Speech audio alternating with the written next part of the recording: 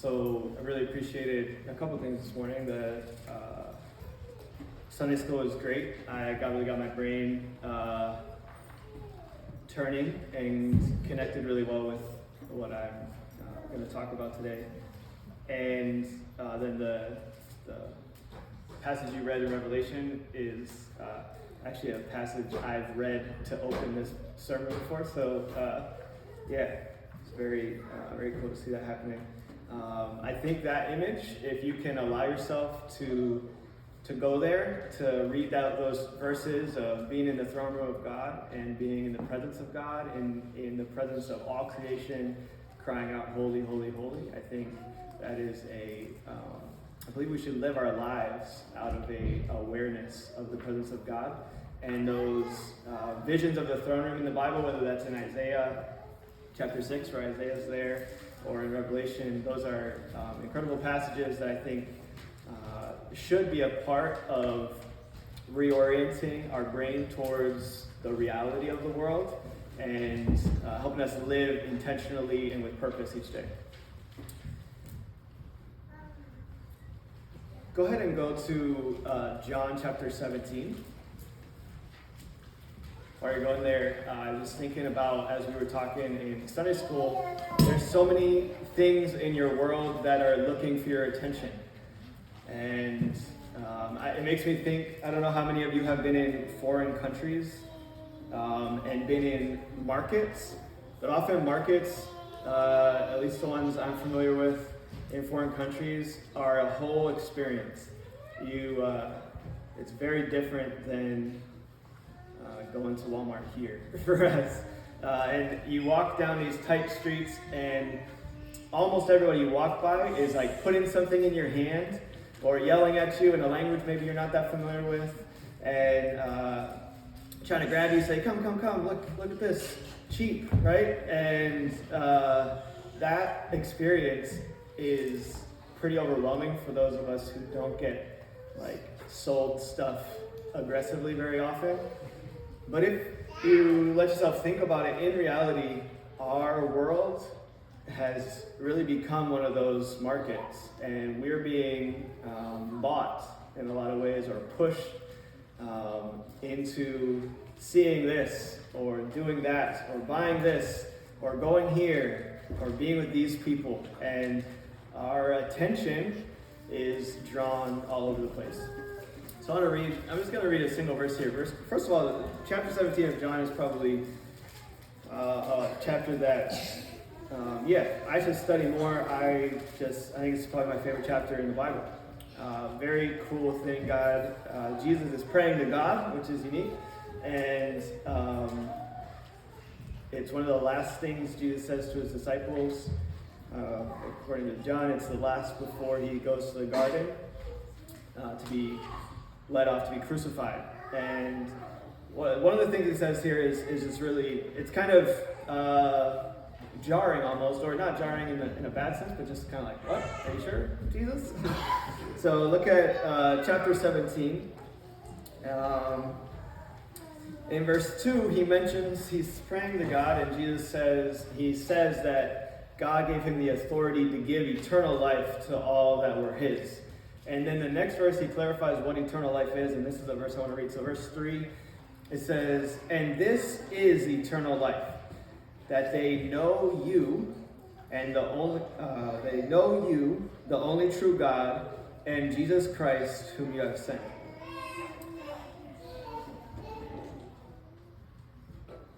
I really think that's maybe a surprising verse to hear, that eternal life is knowing God.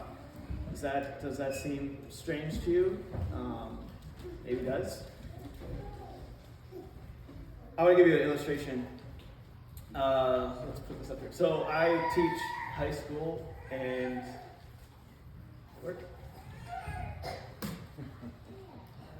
I teach high school. It shows the little thing there that maybe I'm not clicking it right. Wrong button. There, got it. All right. I teach high school. Hopefully, we won't have to mess that again. I teach high school, and we do. One of my favorite classes to teach is biology, and I've taught it almost every year. And it's very interesting learning about, for me, learning about different aspects of life. And my students' favorite section, almost always, is the mammal section, where we get to learn about like the cuddly, furry ones.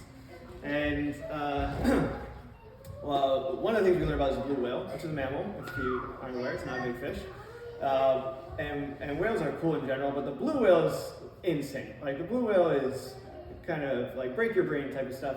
And we learn interesting things, and it's fun. So one of the things I tell them, that their heart is the size of a car, and that's surprising, right? That the heart of this animal is the size of a car. They say that if you laid out the tongue of a blue whale, that a football team could all, American football team could all stand on that tongue. So that's, I think, 53 players or whatever, could fit on the tongue of a blue whale. That's crazy. I don't know how many people are here this morning, but I would assume that most of us could fit on the tongue of a blue whale, which is crazy. This picture gives you some, comparisons. 32 meters. The largest recorded blue whale that we have is 110 feet. So he would not fit in here. And that's really crazy. And so I know some stuff about blue whales. You could say I know blue whales, right? We could go deeper. Right? And we actually, when I teach this, we take a long tape measure and we go outside and we measure 110 feet to show them the length of these incredible animals. So I try to help them know blue whales, right? I want them to know it. And then I think, imagine, I don't know how many of you have spent much time in the ocean, but imagine you're in the ocean, in the deep ocean, so you can't see land, and you got your gear on, so you can stay under there for a while.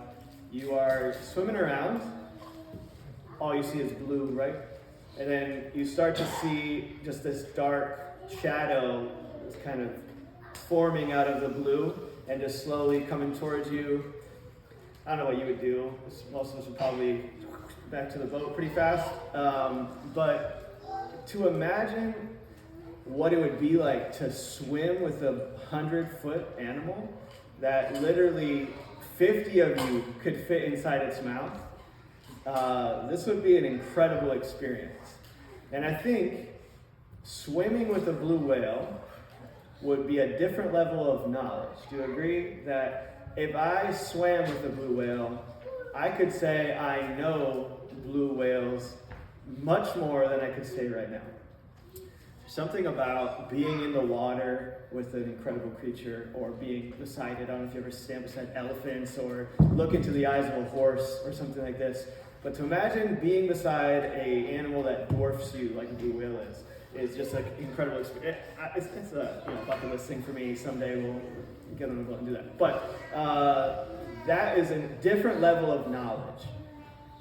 And I believe that the Church of God today can get very caught up in knowing God like they know a blue whale from a textbook. Does that make sense? And I believe the Church of God needs more than just textbook knowledge. I think we need to dive in and swim with God.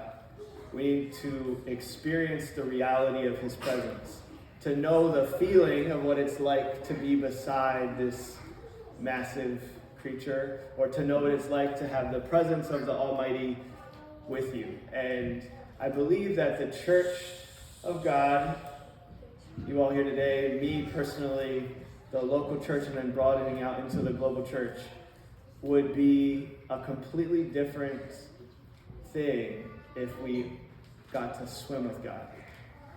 So I would just encourage you. I'm going to talk about some stuff today that is very practical, and the reality of those practical things has to be undergirded with the fact that our lives need to be built around the desire to know God. Right? And that starts with just a simple prayer. God, I want to know you. I don't want to just hear about you. I don't want to just have other people tell me about how great you are, or how big you are, or how strong you are. I want to experience it myself. I want to know you. I want to swim with you. And I really believe that will transform our churches, and each of you individually, and me individually. This is a prayer that I started praying probably 12 years ago, and it's been the best choice. I would say the most pivotal moment in my life is when I acknowledged the fact that what I knew of God was almost totally here, like textbook knowledge, but in reality, I didn't know him. And I prayed, God, show me who you are. I want to know you. And it's been transformative for my life. And I pray for all of you that you would have an encounter with God that makes you aware of his presence in a way that, like swimming with a blue whale. So today, one of the things in that journey of me desiring to know God, I believe it's the purpose of life, is to be with our Creator, to know our Creator. And one of the things that inhibits my connection with God probably the most is what I mentioned earlier, and it's those distractions. We are so quickly pulled away from God and our attention pulled away from him. As we were talking about in Sunday school this morning, we can hear this incredible stuff about the solar system, about nature, and yet tomorrow we can wake up and just completely forget about it. And we want our lives to be transformed with the reality of who God is, not just something that we're aware of at times. All right, so the thing that I want to talk about today is related to distractions. And I hope this is helpful. It's been helpful for me as I study, but there's something called dopamine deficit. Most of you are probably familiar with the word dopamine. I started talking about addiction and dopamine and things like that back like 2018. And since then, it's become a lot more like everyone kind of knows about it. If you listen to podcasts and things like this, you probably have heard the word dopamine and its relation to habits and its relation to addiction. And what I believe is really important for the church to hear is that encounter with God that we desire, the relationship that is like swimming with the blue whale, is subverted with these what we would call excessive and extreme versions of joy and excitement that we get from different things. Okay, so we'll talk about this more specifically, but let's start off with just a simple. Let's talk about a simple breakdown of dopamine. So let's think about rats. I think it's the easiest way to think about it. You guys know they do tests. Like lots of science stuff happens with rats in labs, right? Most of you, maybe some of you, have trained an animal at some point. The way that basically works, if you want a rat to get through a maze, you reward him at the end of whatever he does that's good. Like he goes through the right path in the maze, you give him a treat. And this is basically how dopamine works. Dopamine, in very simple terms, is like a reward for good behavior, something that benefits you. That kind of making sense.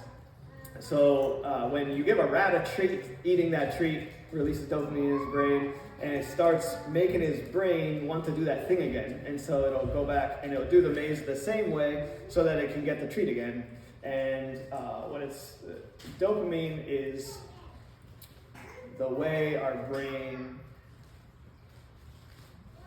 helps us solidify good habits and tell us when something hurts and we shouldn't do it again, okay? All right, so typically how it works is like this. You have a baseline, which is the dotted line, which is your just kind of normal level of dopamine in your brain.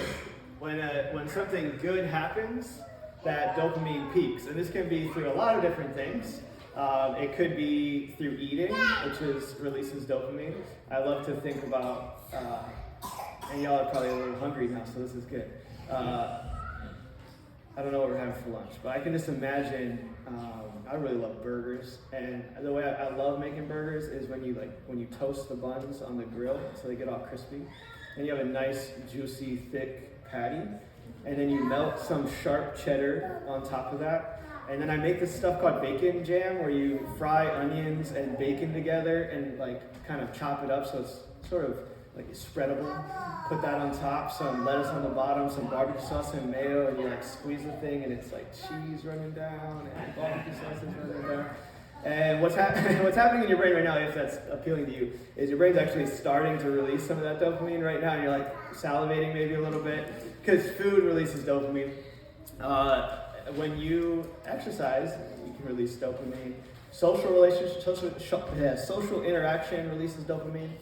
And those are all good natural forms of it. So you peak when you eat a burger, you get that nice little jolt of, so good, this is great, love it. And then what happens actually is your body tries to say, ooh, we can't really live up there, let's come back down, and it comes below baseline. If you see that line crest goes actually below normal. So this is, this feeling as like Monday blues. Really great weekend, wake up and have to go to work in the morning, and like the feeling you feel on Monday morning is not your normal, like throughout the week, you're doing the same job, but it's not the normal feeling, you're lower than normal. And this is your brain kind of over, like tipping the scales the other way and going, down below baseline. All right, this is how our brains are meant to work. And if you think back to the majority of human history, our time was spent looking for food, growing food, being with people who are doing those things, maybe building a house, building a shelter, maybe some recreation, but a lot of your life was built around survival and trying to get food. And so dopamine is meant to reinforce the fact that you need to go get food, right? So you go out, you do the work. What should we hunt? Let's hunt a I was talking to my students about this, and they like the idea of hunting a bear. So let's do a bear. So you have to find the bear first, put the effort into finding the bear, track it down, follow it till you're close enough to get a shot with your bow and arrow that you made probably or bought from your friend that you traded some bear meat for. And you're gonna get close enough so you can get a shot. You're gonna shoot the bear. You're then gonna probably have to go up and finish killing it with your knife. You're gonna have to take that bear and take it wherever your home is. So you're gonna have to do the work of dragging it back. You have to gut the bear, skin the bear, process all the meat, take all the meat off the bones, however you store the meat, because you're not gonna be able to eat it all right now. And then finally, you're gonna cut some pieces of that meat. You're gonna build a fire, and you're gonna roast that meat on the fire. So you can imagine what the dopamine process looks like for someone living in that lifestyle. You'd probably get a bit of a spike when you get close to the bear, and you can anticipate the food coming. And then you probably get a spike again once you hit the bear with your arrow. And then once you're back, you start making that fire, you get a spark, you get the flame started, you get the fire built, you cut up that meat, and you start hearing the sizzle, and then you really get that, it's really peaking. Those are all normal levels of what we would say natural levels of dopamine. And almost every version of dopamine that they would have encountered would have been earned dopamine. So if we look on the right side, this is dopamine that came at a cost to them. Whether or not it was the work of hunting, or maybe it was an intimate relationship with another human, all of those things took effort on the part of the person experiencing the dopamine in order to receive it. If I want to experience intimacy in a relationship, it takes effort, it takes grace, mercy, it takes kindness, going out of your way. Those are all sacrifices and work that it takes to release that dopamine. This is, I believe, the natural way that our bodies were created by God to direct us towards beneficial behaviors and away from behaviors that hurt us.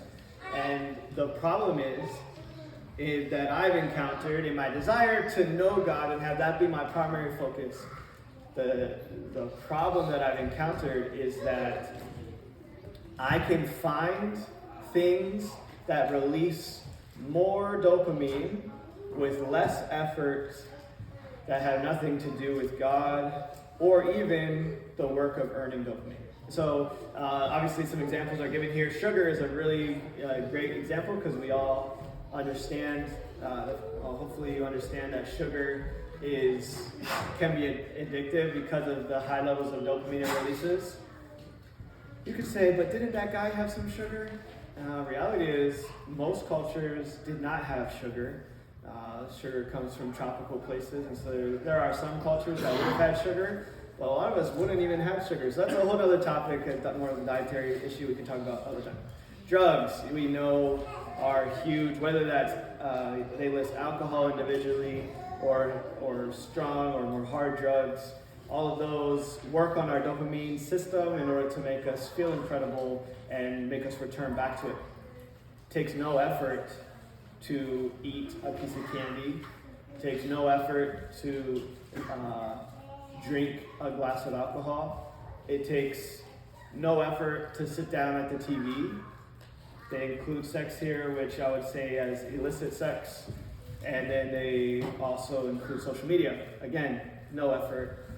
Pull out your phone, you have immediate stimulating things in just a huge range of things, whether that's from someone recognizing you and following you on social media, or whether it's a video that's new and exciting to you, or maybe it's something scary that kind of terrifies you, but it's new to you.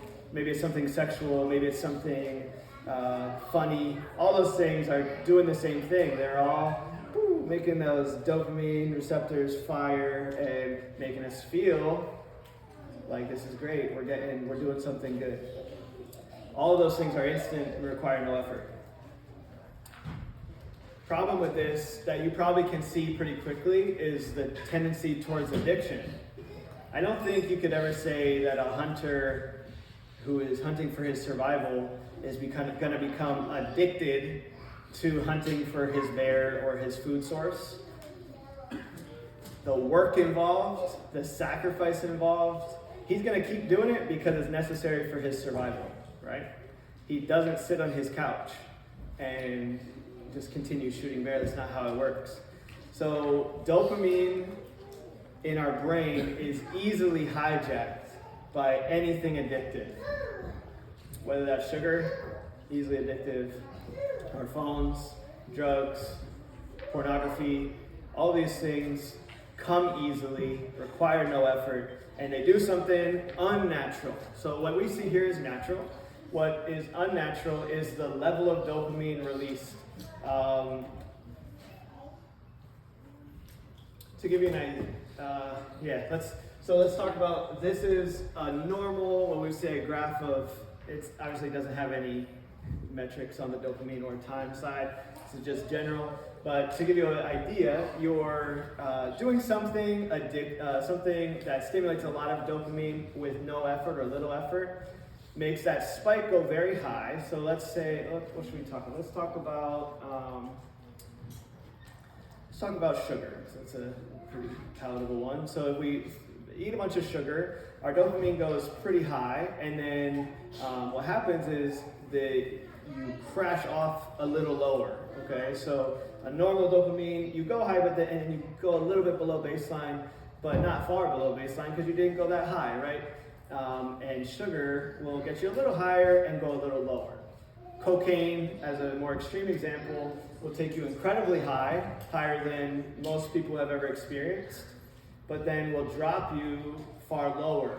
And someone who does this, what happens is you go so low, the only way they feel like they can get back out of that is by doing whatever gave them the quick release. So they go back to the drug, and that drug sends them high again and then crashes down. And this is the same for people who struggle with alcohol, same for people who struggle with pornography, people who try to not eat sugar. This is the same thing. You're going high, and then you get mad because you don't have it, and so you want the thing that makes you feel good again, and you go back up, and you go back down. This is addictive. This is addiction. An addiction is technically something that you do compulsively, so without your control, compulsively, that's harmful to you.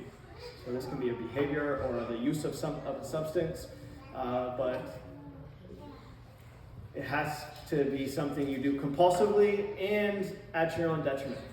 So what we want to talk about today is specifically in relation to how we use our phones, because I feel like it's the most universal of the things that may be distracting us. Not all of you, I'm just going to acknowledge right now that there's been some really interesting studies that they do with rats, and some substances which fire off a ton of dopamine in one rat will not do it in another rat. And the reality is that our brains respond differently to different things. You know this in relation to caffeine. Probably you drink coffee, or somebody you know drinks coffee, and you respond one way, maybe hyperactive, really excited, really energetic. Someone else drinks coffee and it puts them to sleep. And you're like, well, how does that work? My dad's like that. He drinks a cup of coffee and then takes a nap. If I drink a cup of coffee, I won't sleep all night. It's really bad. And so we all respond differently to different things. And it's the same with dopamine-inducing chemicals, whether that's cocaine. That's why drug users have a drug of choice. Most drug users end up going back to the same drug because it's the one that gives them the best high. All right? And that varies by individual. So some of you may not struggle with the amount of time you spend on your phone. Maybe you feel like, no, yeah, I hardly touch my phone. I have a flip phone. I don't know where you're at. I don't know exactly what your issues are, but for the majority of people, as we're going to see here, this is a real issue. So if we look, this is our daily time spent using the internet by age group. You can look. What's particularly concerning to me is actually the low side of this, below 16-year-olds. I don't know, can you guys see that? Below 16-year-olds, that number doesn't really drop very far. 12 to 15-year-olds, if I remember correctly, around the 5-hour mark, average screen time per day. But then you could say, oh yeah, it's a young person problem, but no, if we look up on the other side, 55 to 64-year-olds are averaging around 5 hours as well. Let's shoot right in the middle. Let's say, I think the global average, this is across everyone that they've been able to track, which probably excludes China and some of those other places. Humanity, at least trackable humanity, averages, of those who use a device, they average around 7 hours, between 6 and 7 hours of time on a screen per day. So that includes TV, that includes their phone, that includes TV, phone, your computer, and things like this. 7 hours is crazy. And I'm sure you guys, I'm assuming you guys probably aren't spending 7 hours of your day scrolling Facebook or Instagram or something like this. But let's talk about this addictive part a little bit. If you want to do this, you can do this with me. So if you want to figure out your screen time for 2024, which I think is a really good exercise, really fun, you can get your phone out. If you have your phone, you can pull it out. It's kind of weird to be on your phone at a sermon talking about how you should limit your time on your phone, but whatever. If you go on your phone, if you have an iPhone, it's very easy. You go into your settings and then click a whole thing there that says screen time. And in there you can figure out your daily average screen time. So if you want to do that, you can. In Android, I think it's called behavioral health or something, I think is the tab in there. You go to settings and behavioral health, and it tells you how much time you spend on your phone. You might be surprised what you see there. And if we use this little formula quick, we can figure out how much time in a year I've spent on the phone. So here's what I'm going to do. We're going to go, let's go. So this is, I might just get a little calculator up here. You guys might not be able to see this real well. Let's clear all this out. So if, I'm going to assume you guys aren't spending 7 hours, but let's say you're spending half of that, which is, 3.5 hours is, you would be way below average screen time. So let's say 3.5 is your daily screen time amount. The next thing we're going to do is multiply times 365, which is the number of days in the year, right? So times 365. If you're doing this along with me, go for it. It'll be interesting for you, I'm sure. So that tells you in a year how many hours you will have spent on your phone. That's 1,277. That's kind of hard to, that's a lot of hours, but it's hard to put in perspective. So if we divide that number by 24, which is the number of hours in a day, it'll tell you how many days you've spent in a year, right? So don't really want to know this number, but here you go. That's a lot of days. Well, I did 12. That's not the right number. You guys got to be like my students, like, Mr. Benji, that's not right. What was it, 12,700, something like that, right? We're going to divide this by 24. There we go. Should be 52. So and obviously you're not going to be spending full days on the phone. Really, you should divide maybe by 16 or whatever your waking time is. But that's out of a year, 51 24-hour periods spent on a device. That, when I think about that, it's just bonkers to me. Like, you can question whether or not your screen time is bad for you or good for you, whatever. When we talk about addiction, I said it has to be compulsive, which we all know pulling out your phone is pretty compulsive. Sometimes you do it and you're like, don't even want to do that, but I did it, right? And it just happens, right? So it's compulsive for sure. Is it detrimental or is it bad for you? You can question that, I guess, but I think one thing for sure that's bad for us is that's 51 days out of your year to do any number of things that would be beneficial to you.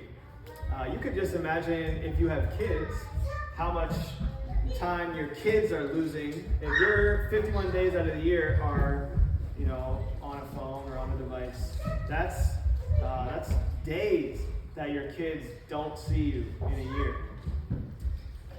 This number, if you want to continue this, though that's 52, that's 52 days, right, per year. So let's say you continue this, like the way you're using your phone, for the next 20 years, which is reasonable. Unless you make a change, your screen time is not going to go down, right? That's a lot of days. Let's just divide that by 365. That's 2.89, almost 3 years of your life will have been spent on a phone. What could you do with 3 years? You think about some of the constructive things. I went with my wife to Guatemala over 3 summers ago now, 4 summers ago. And we spent a month with her at language school learning Spanish. And in a month's time, she learned conversational, not like deep level Spanish, but she could get around everyday conversation at least pretty well in a month. So if you wanted to learn, I just heard of someone going over to Kurdistan, I believe, and they're planning on taking 2 years to master a much more difficult language. So in 3 years, you could have done any number of things. Maybe that business you've been wanting to start, or maybe just more simply, like, how much more value would your kids have had if they had 3 of these years? 20 years, that's about the time they're going to be in your household, maybe a little less. That's 3 years that they won't see you, that you haven't been giving impact to their life or haven't been putting value into their lives. I throw that out there to make the point that whether or not you feel like you are addicted to your phone, I think you have to honestly ask yourself the question, is my behavior compulsive and is it detrimental to me? We could go down about 50 different trails right now of ways that it hurts you.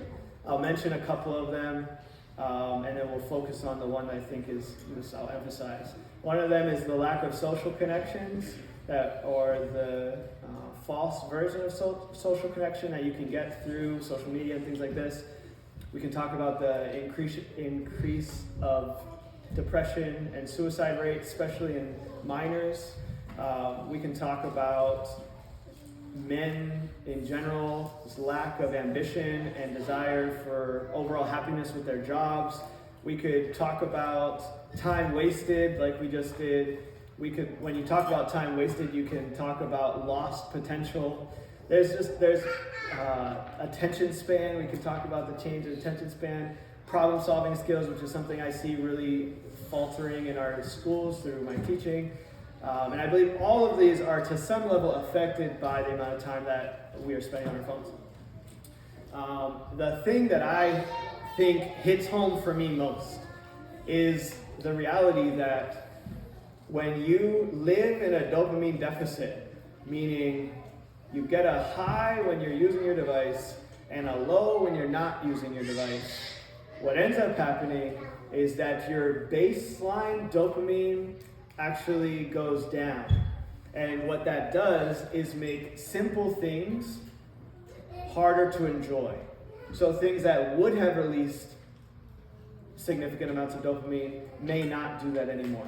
And this is a big problem in life in general. I see it for my students. It takes something exciting and extreme for them to be captured by it.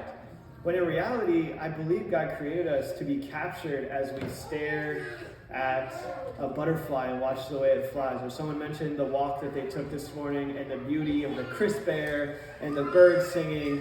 Those are things we're meant to enjoy, simple pleasures. A hug from a friend, the pride in watching your kid learn to do something new. Those all release good, normal amounts of dopamine. But when you're living in a dopamine deficit because you're getting extreme amounts from other sources, whether that's your phone or pornography or drugs or alcohol or sugar, you end up not being able to enjoy the simple things. This is a problem just in general, but I think it gets bigger and more specific when we think about it in relationship to our desire to know God. Because the way we get to know God isn't by some extreme, showy, dopamine releasing fireworks on a mountaintop type of thing, although those do happen sometimes. The majority of the way we get to swim with that blue whale is by quiet time with our brains at peace and our mind dwelling and meditating on God. It's time spent in close relationship with God's people. It's long periods of solitude. It's prayer that persists through difficult things. And none of those things I mentioned will give you the dopamine release that you crave if you're using an addictive source. That's a big problem for the church, because that means that a large chunk of us in the church aren't living and receiving our fulfillment and our joy and our satisfaction from time spent in church, but instead do our times with God and then get our real satisfaction through scrolling on TikTok or being, put to sleep by some new video on YouTube.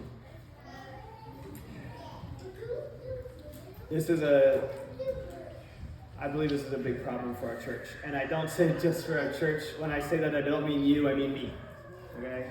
And my desire that I said I started praying for to know God is severely hindered at times by the habits that I have in my life. And as Daniel mentioned in Sunday school, we need to do something about it, right? It's not, you all probably are aware of these things, so what do? I put these three things together, and this is in no way gonna just change your life, because at the end of the day, if you feel like you're in an addictive cycle, it takes a lot of hard work to change that, and it takes the Spirit of God readjusting your values, and it takes close accountability with people, and none of those things come easily. All right, but this will hopefully get you pointing in the right direction. First of all, you need to clarify your values. So what I mean by that is ask yourself, what is the desire of my heart? Who do I want to be known as? What do I want to be known for? And the reality I believe that Christians need to live with is that our desire should be to be in an intimate relationship with the Creator of the universe who wants to know us. All right, and so we start at a foundation there. You clarify your values. Do I want to be spending time on my phone? Do I want to be with my kids? Do I want to go start this business? Do I want to learn this new language? Do I want to know my Creator? And those are your values. You need to have clear values in order to sift out what is a good thing in your life and what is a bad thing. Second thing, clearly, is as we acknowledge an issue, we need to confess those issues, acknowledge, this is a problem. 3.5 hours, 7 hours, whatever you're doing, this pornography addiction, this needs to change. And I confess that I have a problem. We all know that's the first step to change. Hopefully you know that. You need to acknowledge it yourself, and then you need to go tell somebody about it. I believe a big part of confessing and bringing any type of change is being able to be honest with someone who's going to work with you as you go through it. Ideally, someone who isn't just struggling with the same thing. That's all you got around you, I guess, for there. You can commiserate to some level. Me and my wife do it for sure with our phone use. If you're struggling with any, with whether that's alcohol or pornography or drug use, please don't wait and expect it'll just get better and like just have a friend you talk to about it. You need real help, and go get real help and be honest about that. The next thing is to create practical solutions. That's what I want to talk about a little bit to finish off here. So what are some things we can do to limit it? How do we change all these things? One of the very, very frustrating things about addiction is that our brain, as you do something that releases dopamine, it reinforces those behaviors by making more connections between the neurons in your brain. So it makes it that it's more and more easily to do that behavior. And your brain actually starts being like focusing its attention on the thing that releases the most dopamine. And this is very frustrating because you can go a significant amount of time without, let's say you did a month fast from your phone. Great. You can come back from that month and get right back into doom scrolling TikTok and feel like you're right back where you were. Okay? And that's a very frustrating thing. But it's true of all addicts. It's true of all people who struggle with addictive behavior. So it's not an excuse. So one of the things I recommend the most is a fast of some sort. This isn't necessarily going to cure your problems, but it's very hard to see clearly if you're in an addictive cycle. So if you're using your phone too much right now, it's very hard to say, okay, here's what moderation looks like, or here's what using it well looks like. Fast, where you say, you know what, I don't know if this is bad for me or not, but I'm going to get rid of this and see what life is like without it. When I first started doing this, I got a dumb phone and I used it for a year. That was very weird, but it was really good for me. I think you can still buy dumb phones, but I think more reasonable is using your phone and just turning it into a dumb phone. So if you have an iPhone, you can go into those same settings where it says screen time, and you can set specific app limits, time limits. You can completely remove apps. You can put a password protector on the screen time section so that you can't just go in and change it when you're feeling bored and want to scroll even though your time's up. And those type of things are helpful. At the end of the day, though, our heart needs to be drawn by something better, and our values need to be more powerful than our desire for simple pleasure. And this makes, there's no one way to just snap your fingers and fix this or to all of a sudden be better. So you can do different levels of blocks or ways to, some good examples I've heard are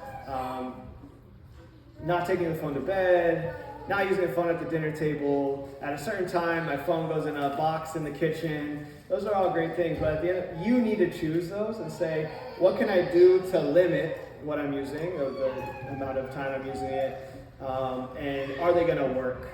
And one of the only ways I think they really will work long term is if you have somebody working with you to keep you accountable with it. So find somebody who's interested in it, excited about it with you, frustrated maybe along with you, and say, hey, let's do this month, or we're at the beginning of the year, let's do this year, and say, I don't want my phone to show above 1 hour of screen time on average by the end of this year. And that would be an incredible goal. That would be a great thing. It would mean you're using your phone for things that are functional and probably not wasting time on YouTube or TikTok or whatever the thing is you use. I believe solutions like that with people involved are really important. One other thing that I want to make mention of that I think is probably part of the missing link here is the fact that God actually figured in spiritual disciplines that work against our natural dopamine cycle as a way to learn self-discipline, and those are very important to continue even when you feel like you're not getting anything out of it. So fasting is actually something I've been convicted of as I'm studying this. Fasting from, for your phone, but from food or from something else of value in your life isn't just for nothing. There's value in restricting yourself. Regular, consistent prayer, Bible reading, those are things that don't just automatically release dopamine, but you know they get you to your core value, right? Which is to know your Creator, to know God. And so those things are actually ways to counterbalance. If you feel like you're living off of dopamine highs, the way to counterbalance that is to push into pain. And that pain or discomfort may be having to get up earlier to read your Bible and spend time with God. It may be fasting once a week to remind yourself of the value of this. It may be physical exercise and doing something difficult that reminds you that I'm not here for pleasure. That's not the only thing I'm here for. And as we do those things, it helps bring our baseline dopamine level back up and help us to enjoy simple pleasures. My desire for all of you, for God's people, is that we would be able to enjoy the simple moments with God, to be able to find joy in being with God's people, or being with people in general, to be able to take a walk and celebrate God's creation.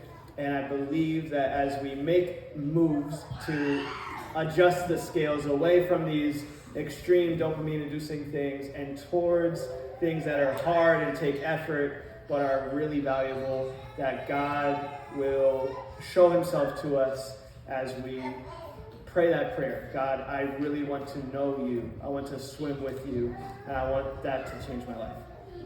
Thanks for letting me talk. Hopefully I didn't go too long there. Keep checking the time very well. Thank you.